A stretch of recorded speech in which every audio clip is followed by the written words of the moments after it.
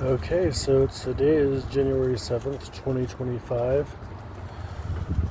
Um, 7 straight days I don't know if you call this vlogging or whatever, but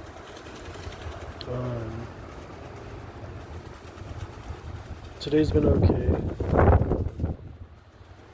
I had my chicken, bean, and rice bowl from El Pollo Loco for breakfast. My breakfast is like at 11 to 12. I come in to work late. And then I actually got my rotisserie chicken for lunch. I just smashed that down. Rotisserie is awesome. Like,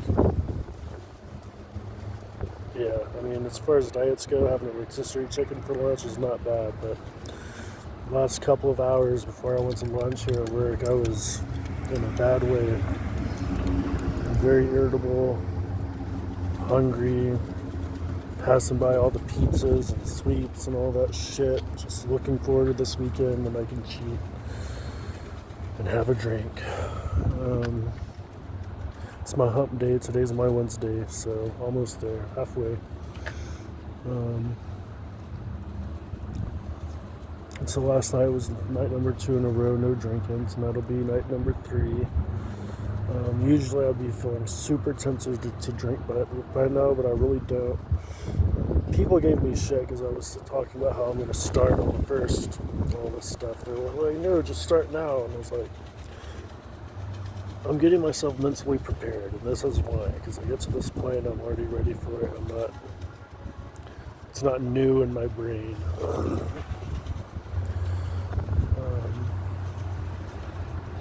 So yeah, tonight I'm going to do, I think we're out of the Wagyu patty, so I'm just going to do a regular hamburger, bacon and an egg, keto toast. Last night I only had one. The night before I had 2. I just wanted to make sure I was full, and the second one was too much. So I only had one last night, so I'll only have one tonight. So far everything's going according to plan. I got my Tungut Ali and my Fedosia Agrestis, which is an all-natural testosterone booster. I talked in one of my previous videos about how I fucked my testosterone up years ago, taking basically steroids like a moron. So I got that in today, took it, and did my greens powder. I'm about to take my my mushroom capsules. So all things considered, I'm feeling pretty good. So I guess I'll try to add in some stuff that I left out of my last video as far as my nephew and my relationship with his adopted parents, and why I'm probably never going to see them again.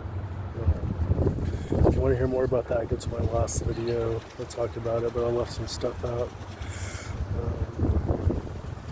So it was like little things. Like the first day I got there with my nephew.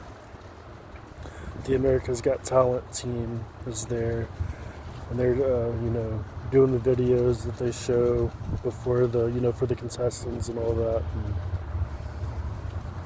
So we're in Virginia Beach on the beach, and America's Got Talent is filming him with my nephews, which was just crazy.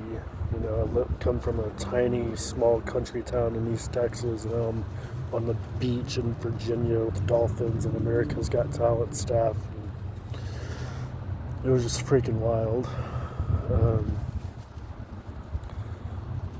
Also, before he moved up there, I talked to Dustin a lot. I was very open with him about some of my mental struggles. Probably more open than I should have been. So I let him know that I was struggling mentally and all that. Just throwing that out there. So anyways, they got done doing the video shoots and all that. Dustin came up to me and looking at me like almost aggressive, like, watch this. And he jumped up on these like gymnastic rings and started swinging around like a monkey. He's real athletic. And I just remember thinking the way he looked at me was kind of weird. I did choose to walk down the stairs with his sister. We were all supposed to be getting in the small elevator, and she said she wanted to take the stairs. And his sister is very pretty, but I don't like small spaces either, so it didn't have anything to do with her. I wasn't trying to hit on her or anything, but I was like, I'll go with you. So I don't know if he thought that was weird and I was trying to hit on his sister or something, but and then a few days later, I always woke up before them, probably because I'm in a new place and I'm not super comfortable, and I was doing my Christian thing at the time, and I was I was reading the Bible. It was like the third day. He peeked his head around the corner in the living room and saw me, and just like rolled his eyes and went back to his room.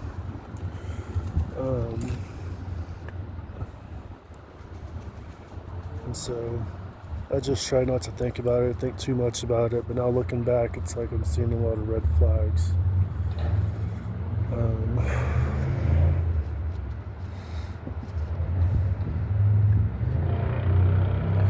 And then there was one time, this also might just be me being crazy and mentally ill. Me and my mom were meeting them at this park.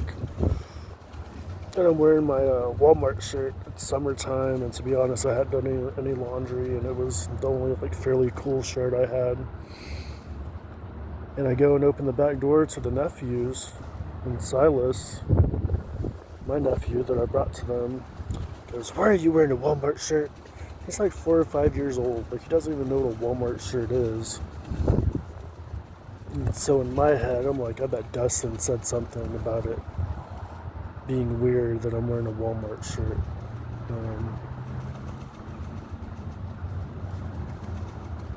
Because he cares a lot about what people think about him. But now, like, I've thought about it a lot. Maybe it's bullshit, but I just don't see my nephew caring at all what kind of shirt I'm wearing.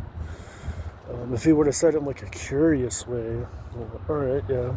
He's been to Walmart before, but he was like almost kind of snotty, and he's never been that way before.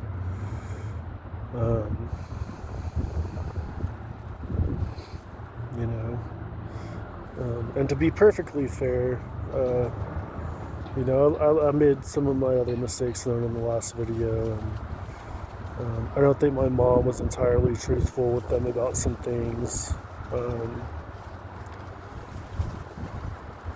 But they never brought anything up. And we always kind of, or I always kind of saw them as like almost kind of being the leaders.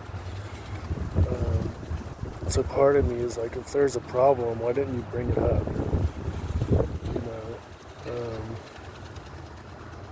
Then I guess they could flip the script on me and ask me why I didn't bring some stuff up too, I guess. But yeah, so. And then the last time that kind of sealed the deal for me, which I can be very self-destructive. We were all at the park. It was the last time we saw them before they left for Missouri.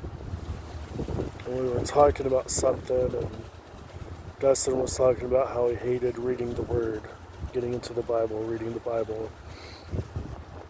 And me as a Christian, I'm like, well, if you love God, you should want to know as much about Him as possible. And the main way to do that is through the Word. And I didn't say that at the time. But then later on Facebook, I posted something about it. I know his wife saw it. I know that I think I was drinking when I posted it too. So most of this is probably due to my drinking problem, to be honest. But I'm pretty sure that pissed him off, because the next few times my mom had video calls with him, she tried to ask him to do it during a time when I was there, and they like refused. And then finally they did one where I could get on, and Dustin got on. And we talked to the kids for a little bit, and Dustin got on. He was like, "So when are y'all gonna come visit?" Knowing damn well we can't come visit. My mom can't travel that far. Just like rubbing it in our face, basically, to like, you know, trying to make us look like the bad guys to the kids, or just rub it in our face. I don't know, but it really rubbed me the wrong way. And I was like,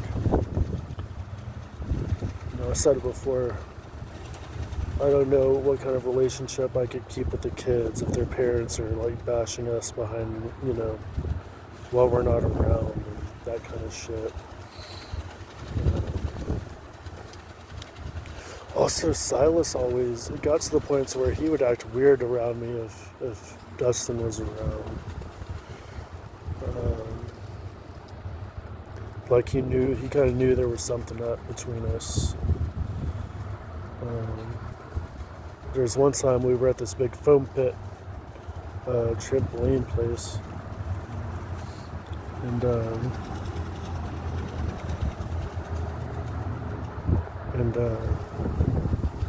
me and Silas went off to another separate foam pit, and I was too big to jump in the foam pit. He jumped in. He wanted me to jump in. I was like, I can't, buddy. I can't. I won't be able to get out.